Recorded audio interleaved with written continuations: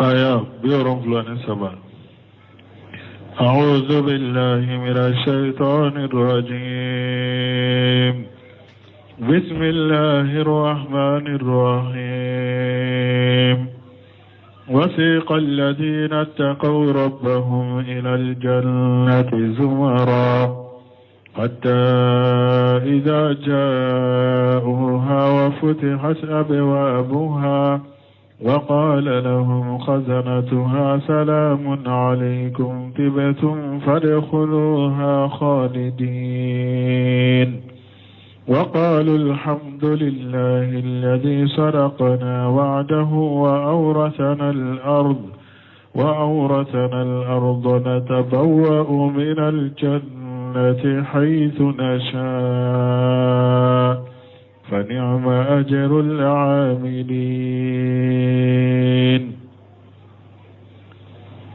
بسم الله الرحمن الرحيم،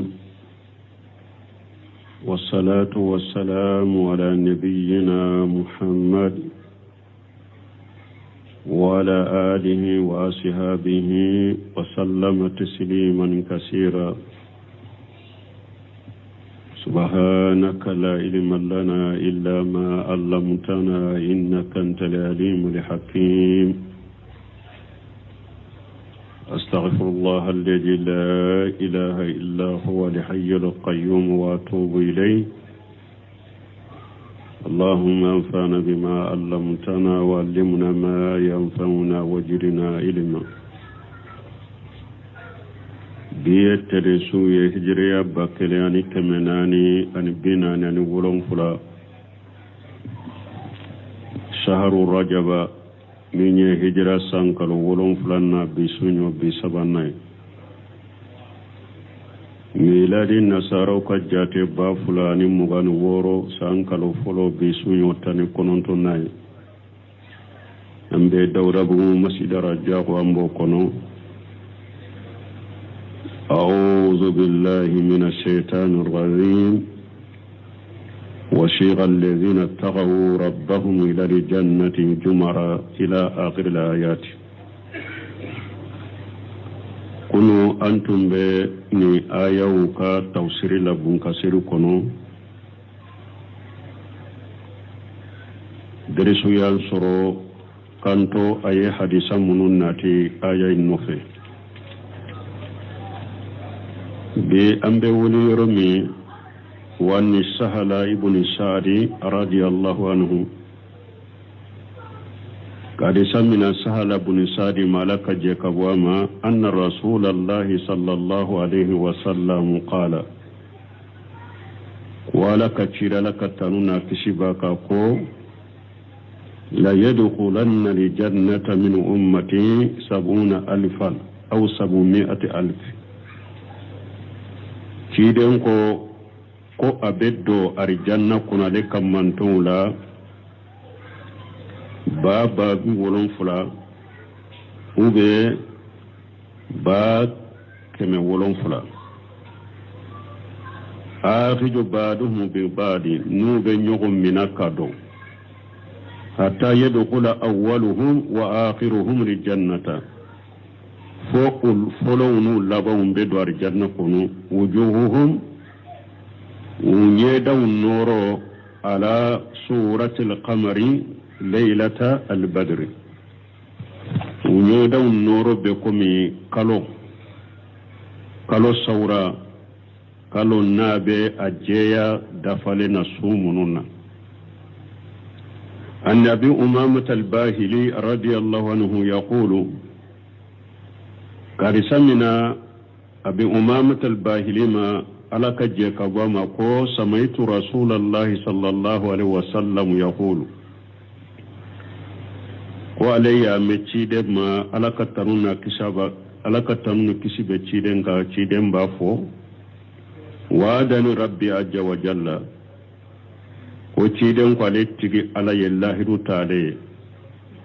أن يدخل الجنة من أمتي 70,000. ko ale be babi wolon fulado ciden kam mantola janna kono ma kulli alf abe fara باكلي فنلا 70,000 بابا بيولون فلا لا حساب عليهم كروسلتو لك ولا أجاب لا جابتوك تيرن قلين الله تعالى عليك منتون بابي ولون فلا أبو دواري جنة كنو o babi wolon fula bakele be anyona babi wolon fula be faraka kudo arjanna kono korosili tuka la jabatuka wa salasu hasiyati min hasiyati rabbi azza wa jalla anika jama kulu do gorobalita ala yireka gorobalita la kulu ceni donni ala yirebe ulu jama kulu kudo arjanna kono kafara nununga وقوله تعالى ni ala ko aya kono hatta ida jawuha wa futihat abwabuha foni arjanna dawna na arjanna ma ubi arjanna dawyele wa qala lahum qajanatuha salamu alaykum arjanna kibariya be malikiya mumbolo abafu kishi bauka tigutum fadkhuluha qalidin lam yuzkar aljawab ha huna alama kuma jabu foya wa taqdiruhu kuma lanyine munye hatta ija jawuha fo ni arjanna dawna na arjanna ma wa kanat hadhihi al-umur min fatihi al-abwab lahum ikrama wa ta'zima fo nun ko kera arjanna dawnye munna minya arjanna dawyele limuye o kera arjanna dawnye munna bonya karama ani bonya kata arjanna dawma wa talaqatuhum almalaikatu liqajanatu malikiya munun bar jannati bariyala ube arjanna dawm kumbe bil bisarati wassalami wassanai ube arjanna dawm kumbe ninni sonjaliye ani foli ani tanuni لا كما تلقى جبانية الكفرة بالتسريب والتعنيب أتيكم من جهنم ملكة وبجهنم دونكم بيونيا نجلجلية جلجلي أنو بالتسريب كجلجكم والتعنيب أني كل غش فتقدير لنيني إذا كان هذا شهيد إذا كان هذا شهدوا وتابوا وصروا وفرهوا بقدر كل ما يكون لهم فيه النعيم لأنه يمين بكرة أرجانا دوني ما أنا أرجانا دون أنا أرجانا ما أرجانا دابي يلوية ملكة وبفولي كوكا ملكة وبافو بي أو كالله لكني إذا كان هذا سيدون من كرا أرجانا دوم بكنا دياسرو وتابوا وبني وسروا وبني سنجا وفرهم وبني نغاني كان نسنديا بقدر كل ما يكون لهم فيه النعيم نيما بوئيه ونيما حتى نسنجا وباكر جنة كنو وإذا حجف الجواب ها هنا نجابو جنا نيرولا جهب الجهن كل مجهبه في الرجاء والأمل نجابو جنا هذا مجه حكيل بيتا يجيني إذا جيجي شغو بجيني عليه إذا نتاب نتاني عليه ولا ناكو حتى إذا جاءوها فتحت أبوابها وقال لهم خزنتها السلام عليكم تبتم فادخلوها خالدون دوملي فرابة دومي جمانا ومفو دونك هذا مدين حكيلي بتا ibe ala jigini nema beye sisa ko ibe duma kono ibe awan nema ben nataye sisa ko ibe duma kono arjanna wa yustafadu kawnu abwabil jannati 8 min al ahadith sahihatu ambe fayda soro ko arjanna dawye shegu ye chogodi hadisa sahalun de nanala ko arjanna dawye shegu annabi hurairah radiyallahu anhu حديثنا عن أبي هريرة قال قال رسول الله صلى الله عليه وسلم كو ألك تشيدن ولك تنونا كشبك من أنفق زوجين من ماله في سبيل الله تشيدن كو نمو من ينوني فلا نيان نفقتي ikan na folo la ala kasira la masala eye sodo go ka di jahadu kelawma ka sege ka worije ta ka daka ka di jahadu kelawma ube ye sodi jahadu kelawma ka nyame ta ka di jahadu kelawma nonu nyen na folo kalite fulaye ni mu'mino o sadaqati ala kasira la masamin korotalen duya min abwabil jannati ubu wala kanari jannat dawbela وللجنة أبواب الجنة دود باي داكلنت فمن كان من أهل الصلاة دويا من باب الصلاة نمغ من يصلي دونكدي اكفر الصلي ويولد مترفا كوني نافلة صلي ورواتب بيولوك اي صلي دونكدي صلي بغو نانو بيولي الجنة دامنا بيولي ومن كان من أهل صدقة دويا من باب صدقة نمو من فناي صدقة بولا دي يفناي فناي سري دي يبي ولا يبي صدقة بولا ننو نوبو ولا نار جنة دامين يكوكا دوناي يبي ولا صدقة بولا ودالا ومن كان من أهل الجهاد دويا من باب الجهاد نمو من تنكر سلاميا سريا جهادو تيجي دي جهادو كلاو بي ولا ni arjanna dami nya kuka donai ebe weleni odai wa man kana min ahli shiyami duya min babi rayani ni mu'min yasudun kede e panay sumba ngana de kito jian kono arjanna dado be ba ko babu rayani ebe wele ni odade ebe wele kata odade masumba tumame ci danya ni hadisa fo فقال أبو بكر رضي الله عنه يا رسول الله ما على أحد من ضرورة دوية من أيها دوية أقول شيء تورة موكا نيندا كلنكلي أكلنكلي وسرا ني ولا نيندا كلنكلي لا تورة تيكا ووسرا نيماي فهل يدعى منها كلها أحد يا رسول الله ميالا على كتشيدي mogo kelen be ni be wele ninda bela wa nubu wele ninda bela ninye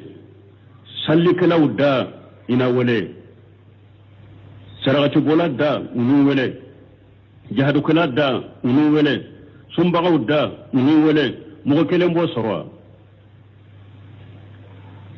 qala sallallahu alaihi wasallam alaka chiden ko alaka tanuna kishibaka nam أقوله وأرزو أن تكون منهم أبو بكر مباجي إبولا مغمون بولن ندابلا مباجي إبولا من هذا سبب بغاري كونو قرآن في كتاب من سهلين دو كتمي كتاب بيكا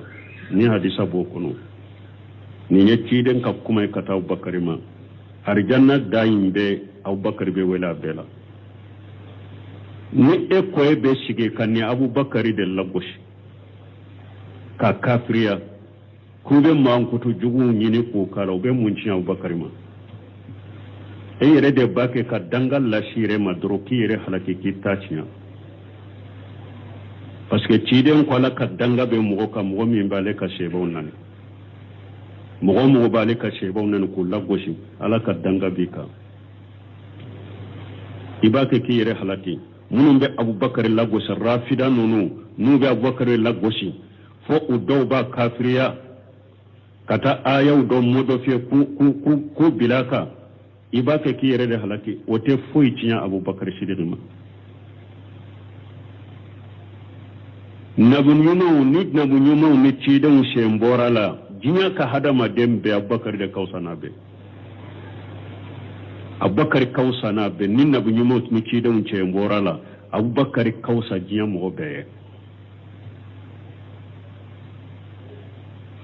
cidan sallallahu alaihi wasallam sabati lendo abubakar de kausa kateme cidan ka mantumbe ka abubakar de kausa kateme cidan ka mantumbe ka don ke babe benen boka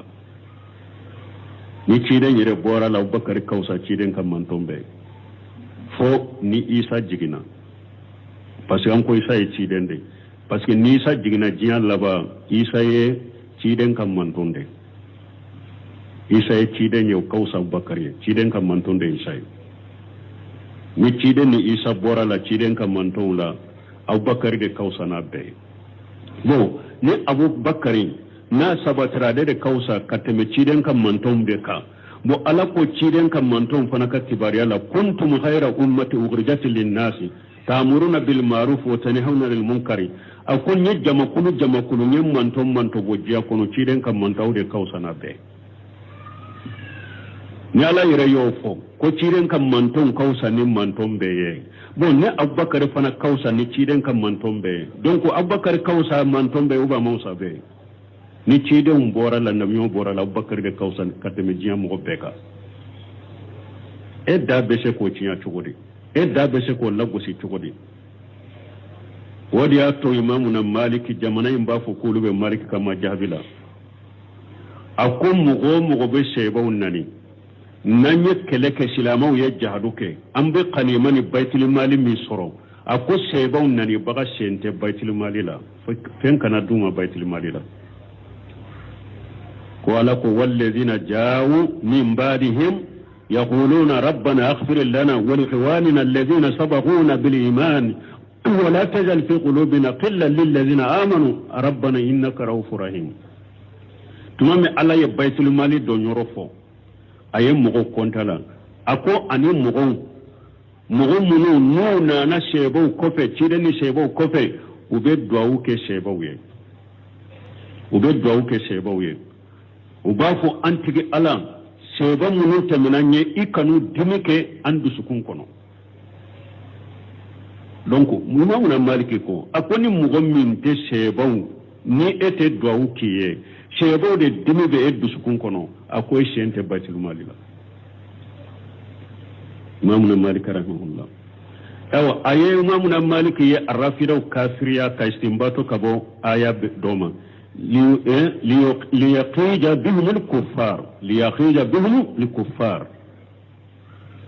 ala ko ala ye shebo kam man kutuke pour ka kafiru la dibi ni kafiri ko ni ciden ka shebo ye doro be dimi ewa imamu na maliki ko mugo be dimi ciden ka shebo koro ni seiden ka shebo ko ne ba dusun ko na ko silamate li yaqija bihum al kuffar ala ye shebo kede o be kafir bella dimi de mugo dimi ne be ciden ka shebo koro mu ko mandi bi la go se imamu na maliki ko ite islamai aya istimbato kabo ayala anyen nin fomuna nan nana abubakar ka fasamanta yoro la yala arjanna da be welala hadisa sabatira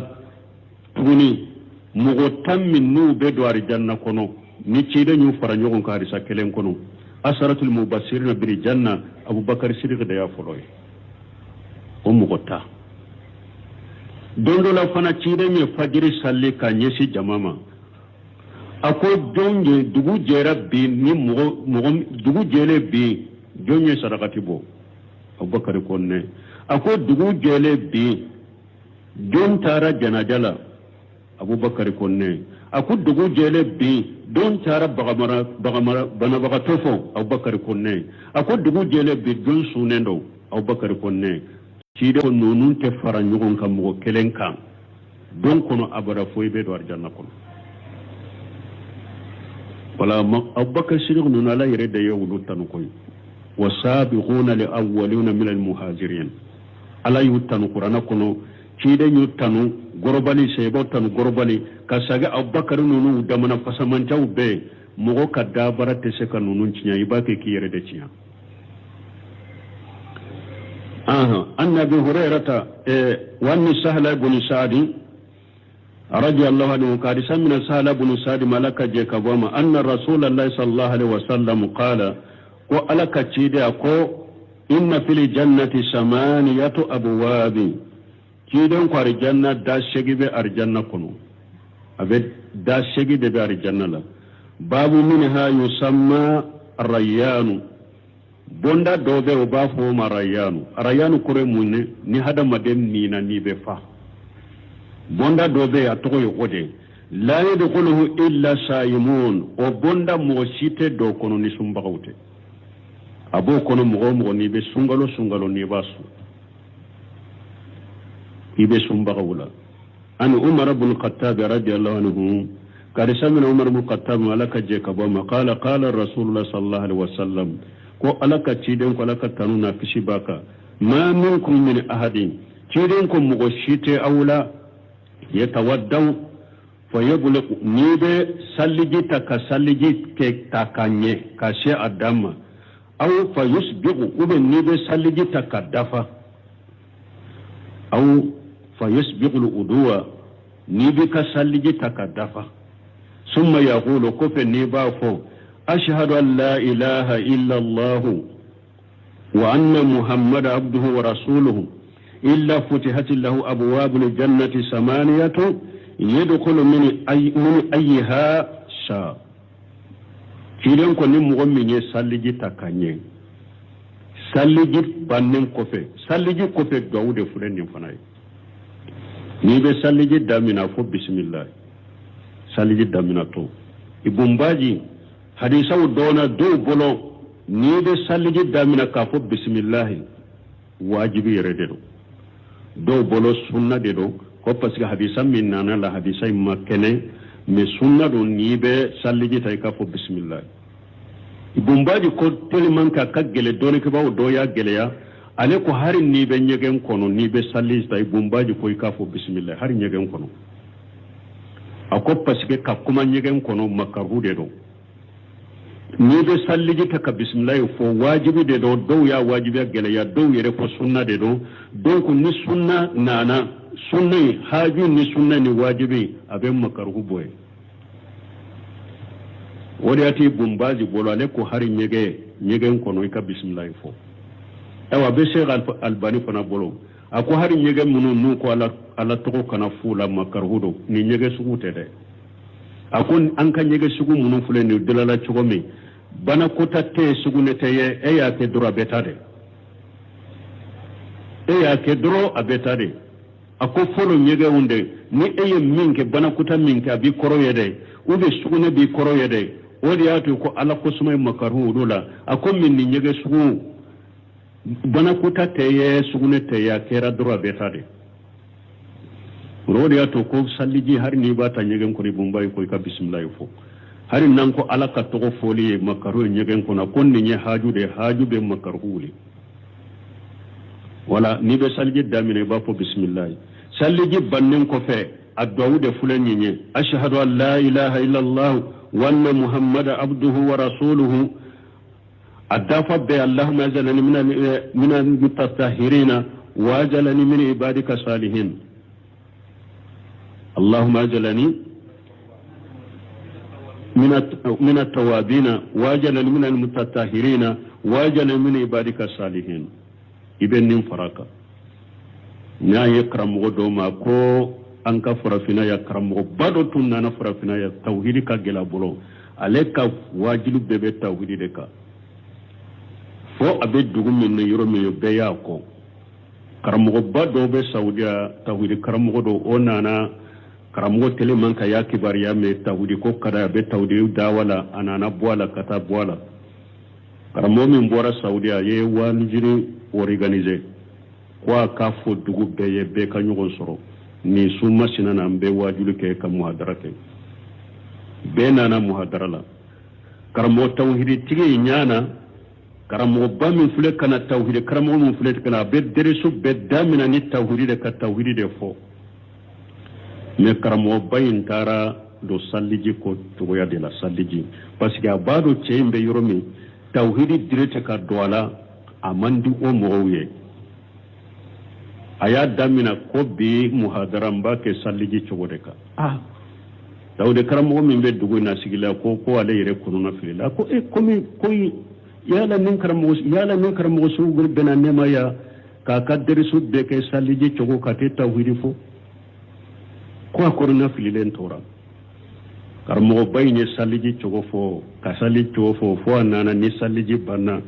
ashhadu an la ilaha illa allah wa anna muhammadu abduhu wa rasuluhu ayat tawhid takaya aye tawhidi takkeya de ka wala wala fo karamoy sile abe ni sunjana ire hikima fo nga hikima de do dawala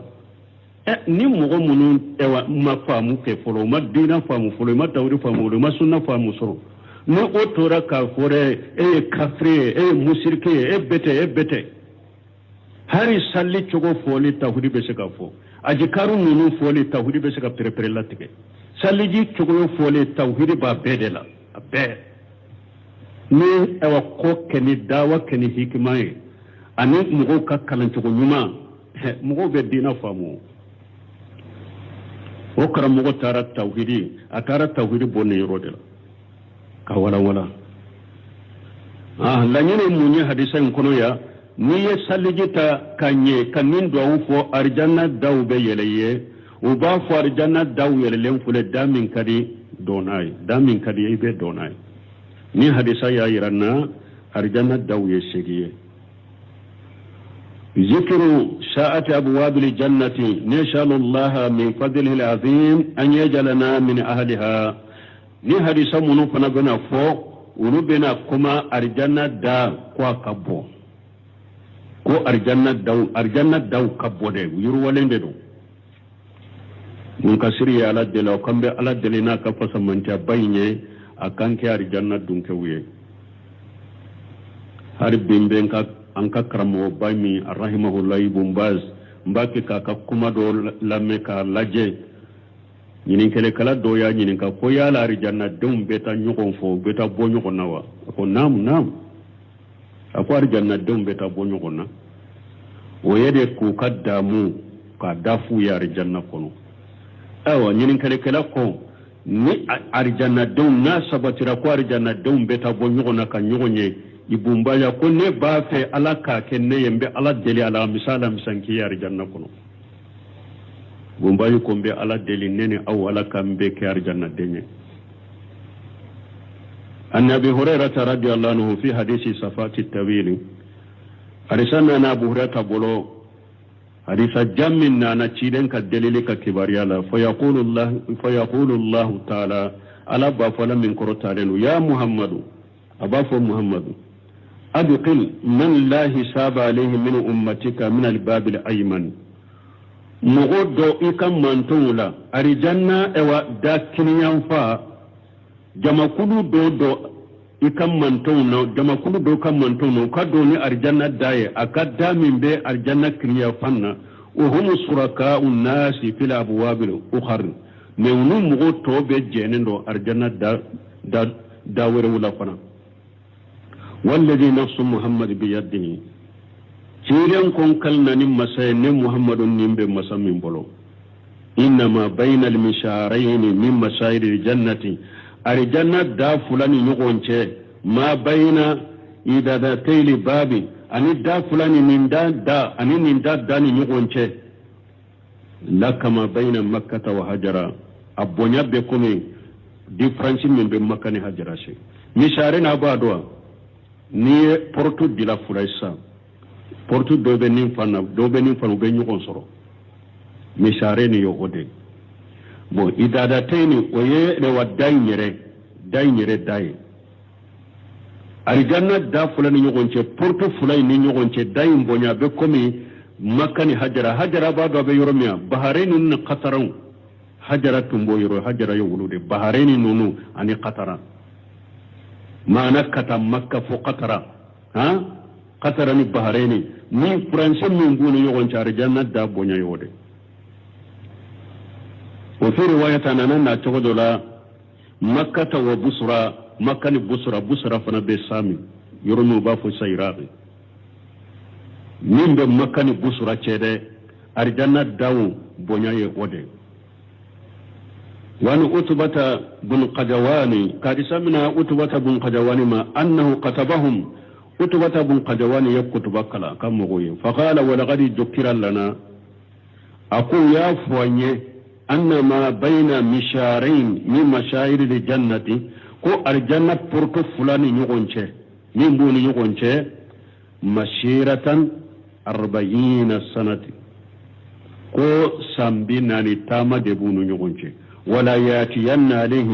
يوم وهو كجيج من الجهام من ودو قياما مغو بدو الجنة دومين من دانا بنيا فلده من بنيغو سيرك نيغو تنتي كدوده من فنانا وتبات بن قجوان بولو وحديث فنا بسه مسلم كنو وقوله تبارك وتعالى من ألاكم مسمي هيرك تقر تارنو وقال لهم خجنتها السلام عليكم تبتم أي تابت آمالكم وأقوالكم وتاب سعيكم وتاب جزاؤكم من ملكاو أرجنا ملكاو نوبا فارجنا دوني فولي بأوكا بي أكن لها لك يقرم مني تابت آمالكم بي أكبارو نيانا أكبارو كني وأقوالكم أككمو كني وتاب سعيكم أكبارو كربارا نمويه وتاب جزاؤكم أكسرفنا نيانا وقالوا الحمد لله الذي فادخلوها خالدين ملكوا بافر جنة الدنيا يدور جنة كنا بدوما كنا أي ما كسينا فيها أبدا لا يبغون عنها ولا أبدوم الجنة كنا يربدا أتافي يري الجنة كيلما أكيلما ويكا كيف مري أم يرتافي أكيلما كبوار جنة كنا يري وقالوا الحمد لله الذي صدقنا وعده arjanna don ba fo tanube alaye masammi nya kallah hidu bo ayaka allah hidu ke cinyaye amma ayallah hidu min tanya ya ke cinyaye aw ay yaqulu al mu'minun idha ayyanu fil jannati jalika sawaba al wafira mu'minu ba fo nu yenni sara dafale nu sara chama nu yaye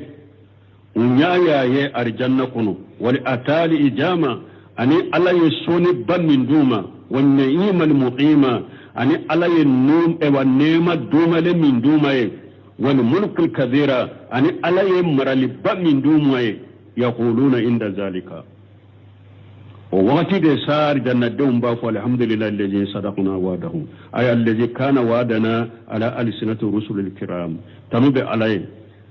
ألمي أي الله من فنيا كتشيدون نينكا أي الله شياتيكيا كما دعو في الدنيا كمي تشيدون ني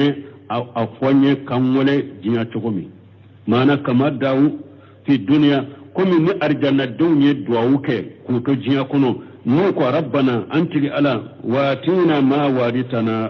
على رسولك أنتي على يالله من تاني إكاتشي دون نينكا إكا دام يادو مؤمنو ينين دعوك أرجنا جنيا كنو مؤمنو ينين دعوين كجنيا كنو چومي دي ko ala yallahi min ta'uluye akaci don nenka ko ala kallahi dun bo sirafa wuyede ewa ala yallahi dun bo sirafa ayallahi dun ciyantiya wuye do ke ni ne jiya kono ko antigi ala yemmi allah dun yoye min ye kaci don nenka ko odamma wala tuqjina yawmal qiyamati ala ikana lamalo ya qiyama don innaka la tughliful mi'ada e ala tikallahi du soso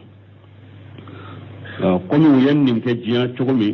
لا غرفنا وقالوا الحمد لله وآية وركنوا وقالوا الحمد لله هدانا لهذا أو قتنوا بعلي ألم من ينكن دكتني أرجنا بارما وما كنا لنهتدي لولا أن هدانا الله ni ala tumma an kanda kata ni arjanna soroli barama an yere tunte seka an yere kanda laqad ja'at rusul rabbina bil haqq antigi alaka cidaw ni ciyana nan makoy kuni minna nan maka fonye kanyamra na ni ciyade nanamma wa qalu alhamdulillahi alladhi azhaba anna lihajana aya warela arjanna don ko tanube alay masammi yeddu sukasi takabo an bolo inna rabbana laqafuru shakuru antigi alay junubu yafa masade antigi alay barkada masade niye min kaya bi barkada bisara الذي أحلنا دار المقامة مسمى أنشجي أيانجي شجي كسكنو من فضله ناك فسمنتاي لا يمسنا فيها النصب ني أرجنا كنويا بنات أنصرويا ولا يمسنا فيها اللغوب شجتان صرويا أرجنا دوم بنين تنونك وقولهم النوكو وأورثنا الأرض نتبوأ من الجنة حيث نشاء ala ye arjanna dugukolo fana tiɲɛ d'a ma أو أنبار الجنة كن يرمين كدام بتا فنعم أجر العاملين بارك لو كسرنانا قال عدد من العلماء دونك بغجاته دوكو أي أرد للجنة ناكو نوكو وورسنا الأرض كن أرد مني كو أرجنة دوكو كلو فهاجر آية كقوله تعالى آية بكم لك كما لم ينكر تعالى ولقد كتبنا في جابور ألكو كو عليا أسبه كتاب جغنيونا عليا أسبه كتاب جغنيونا من بعد الذكر أسبه أكيلن كوي كاسبه له المفوض له من جبور كورته كو جابور ده كتاب جغنيو ألكو عليا أسبه كتاب جغنيونا أكيلن كوي كاسبه له المفوض له أن الأرض يرثها عبادي الصالحون قد كلو ني alaka jonyumo de be dugu kolo chieta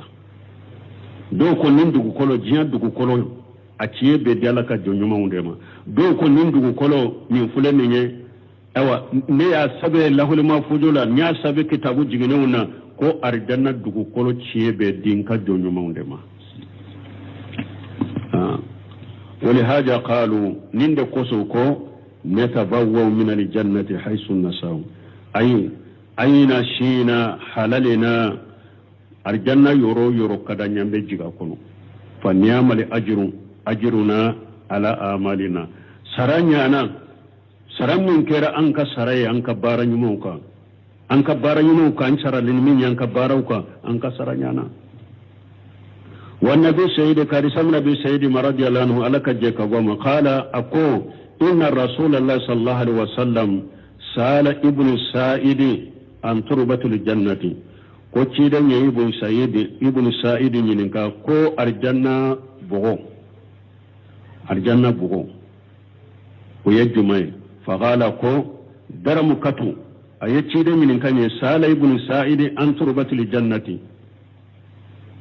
إن رسول الله صلى الله عليه وسلم سأل ابن السائد عن تربة الجنة ciiden ye ibnu saidi ñinin ka ko ari janna bogo ye jumaye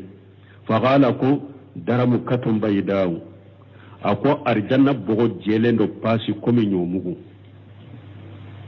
daramu katu baydaw ye ñomugu de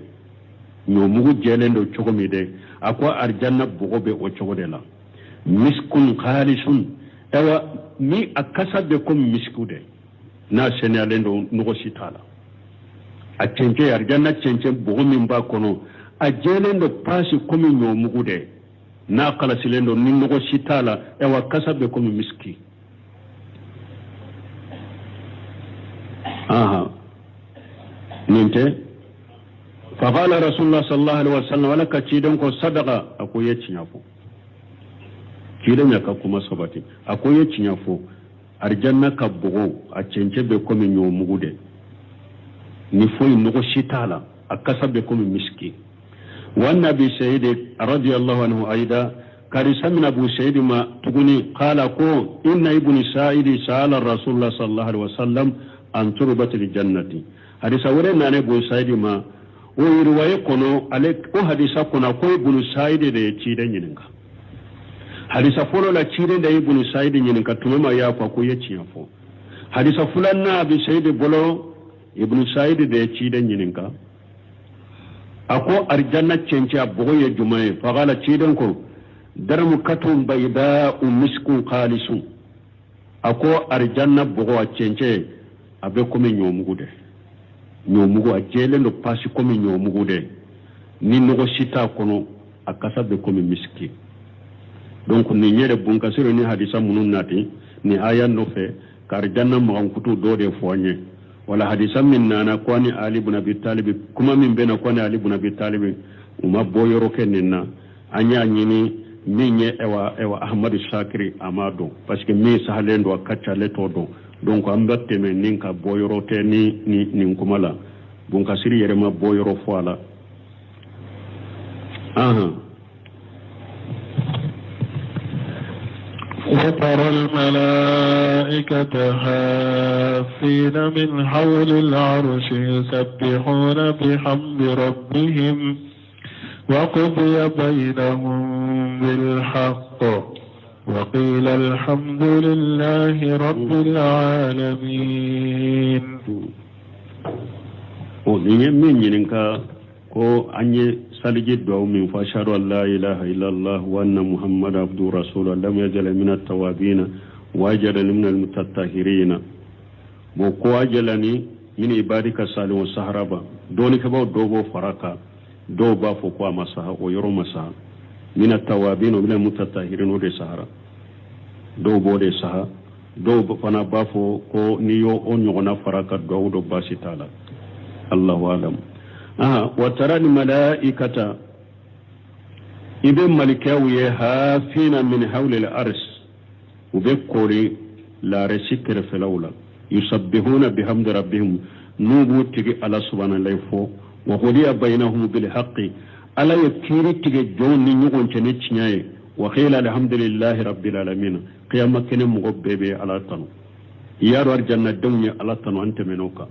من ألا يكيرو تجي جوني نيوغن تنتلنيا نتشناي أنتلنيا قيامة كنا مغببي على تنو لما ذكر تعالى حكمه في أهل الجنة والنار ثم ألا يكيرو فو الجنة دونا أني جهنم دون تاسم دونكو وأنه كل في المحل الذي يليق به ويسله له كو الجنة دون جهنم دون أكلن كل بيرولا يرمي نينا كاكا يرمي ني أكنيما الجنة دون بنيما من كنونو أو كاكا ونيما دي كنيني أولوما جهنم دون فنبتاسما من كنونو دي كاكا ودي كنيوما وهو العادل في ذلك على دين مساتلين ولا الذي لا يزور مسمى ناتجنه أخبر أن ملائكة ألا ينكبر يكف بملكه فنما أنهم مهدقون من حول العرش المذيل كل أيوة ملكه كبير فنبه لا رشكر به كم ملكه فنبه لا رشكر به كقور لا رشلا يسبحون بحمد ربهم نو بسم الله فوق نو أتجي على تنونيه ويمجدونه وبي على بنيا ويؤجمونه وبي على كرتك بنيا ويقدسونه بي على سنيا وينزهونه كسنيا النقائشي ولجوري كالا سنيا كبو نغشي فيهما أن يتونيالي وغير فصل القداية وخدا لأمرا ألا أيكو فرنفانشيا أيكو يوكو كيري وحكم بالعدل ألا يكيري تغني تلنياي ولهذا قال عز وجل من دقص لكم مسمن كبكور تعلنوا وقضي بينهم أي بين الخلائق بالحق ألا يكيري تغدام فيهم نيغون شني تلنياي ثم قال وكفي ألكو وخيل الحمد لله رب العالمين أي نتق لكون معنا مغبى فم بقيامة كنه مغبى أجمعه هو أبى ناتقه وبهايمه قيامة كنه دام فم بي من بكما كم هذا مدون أني أبا أبغل مو بي على تنبيك لله رب العالمين بي تنوك علي وتنبي علي رب العالمين دام فم تيجي على بالحمد وبكمنا قيامة كنه دام فم بي من بكما أبغل ما وبكمنا كعلى تنو ko danfin tigi ala be kuma nani ala katamuye fi hukumihi wa adlihi ala katirila na katilanyala wani haja min da koso lam yusnid li qawla ila qaili ala man nin kuma sembe kata fo baka kelema wa ghila qaw ghila amma sembe kata fo baka kelema bal atlaqahu ay kuma in fo kabilatende fadalla ni yadalula iranna ala anna jami'al makhluqat ko danfin be شهدت له بالحمد دام فين بيبي شيريك على قيامة كنك نتنوي قال قتادة افتتح الخلق بالحمد في قولي قتادة كو هدم الدون دالي دامنا لي كان جيا كنو على يدامنا ني ايرت تنوني دي الحمد لله الذي خلق السماوات والارض توي على تنبي دام فين دالي فو اي دام فين دالي اي adamina yere tanuri de foro ka damfe undali fo akota nube alay masammi ni sanka bawlon fuladda ka duma kolon fuladda waqta tama bil hamdi damfe fana banyuro nyar janna dombe sabatar janna jahannaba dombe sabati jahannaba ayo fana dafa ko timme ni ayre ka tanude في قوله تبارك وتعالى على كما لما سمي ني أهيرك تقرطالنو وغدي بينهم بالحق وقيل الحمد لله رب العالمين دالي دامنة ولا يا يرتم دالي بني بوني بيبي سبت يرسرو على يا يرتم قلتنو على الدم في بيتك على سبحانك اللهم ربنا بحمدك أشهد أن لا إله إلا أنت أستغفرك وأتوب إليك. سورة الزمر آية بيورم فلان سبع. أعوذ بالله من الشيطان الرجيم. بسم الله الرحمن الرحيم. وسيق الذين اتقوا ربهم إلى الجنة زمرا حتى إذا جاءوها وفتحت أبوابها وقال لهم خزنتها سلام عليكم طبتم فادخلوها خالدين وقالوا الحمد لله الذي صدقنا وعده وأورثنا الأرض نتبوأ من الجنة حيث نشاء فنعم أجر العاملين. بسم الله الرحمن الرحيم والصلاة والسلام على نبينا محمد وعلى آله وأصحابه وسلم تسليما كثيرا. سبحانك لا علم لنا إلا ما علمتنا إنك أنت العليم الحكيم. أستغفر الله الذي لا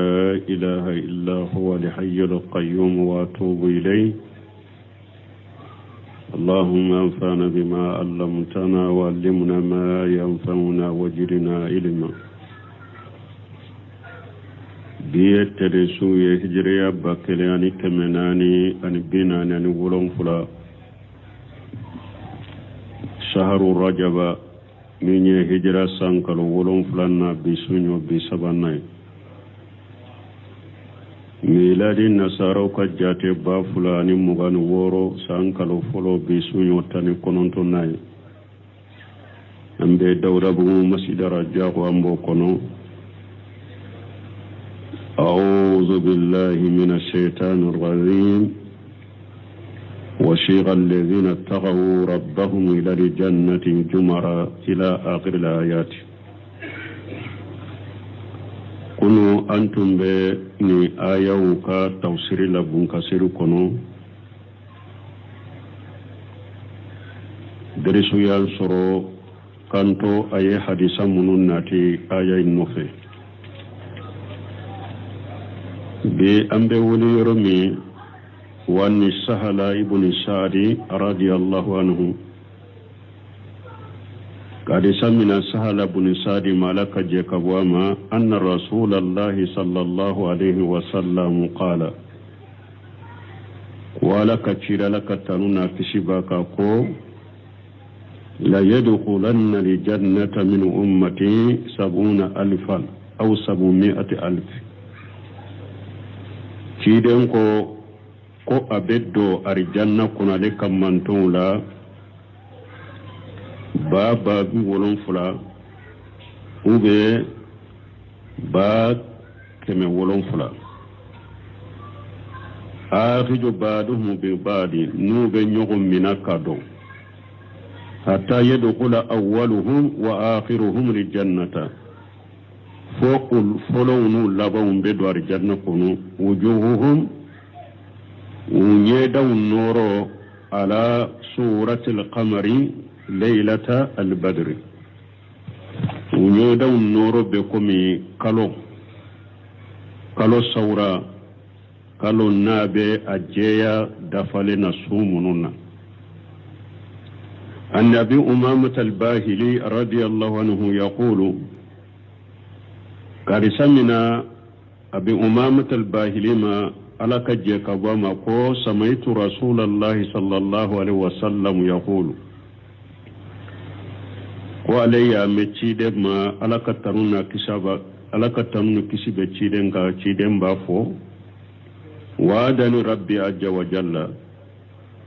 ko ciden ko ale tigi ala yallahiru taale an yudkhila aljannata min ummati 70,000 ko ale be babbi wolon fulado ciden kam mantola arjanna kono ma kulli alfi abe fara bakele la fanala 70,000 baba bi wolon fula la hisaba alaihim kurusilitu luka wala ajaba la jabatuka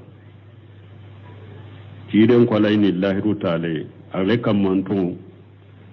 ba bi wolon fula abu do arjanna kono o ba bi wolon fula ba kele be anyona ba bi wolon fula be faraka ku do arjanna kono korosili tuka la jabatuka wa salasu hasiyati min hasiyati rabbi azza wa jalla anika jamakulu do gorobalita ala yireka gorobalita la kulu ceni donni ala yere be ulu jamakulu ce kudo arjanna kono kafara nununga wa qawlu ta'ala ni ala ko aya kono hatta ida jawuha wa futihat abwabuha foni arjanna dawna na arjanna ma ube arjanna dawyele wa qala lahum qajanatuha salamu alaykum arjanna kibariya be malikiya mumbolo abafu kishi bauka tigutum فادخلوها خالدين لم يذكر الجواب ها هنا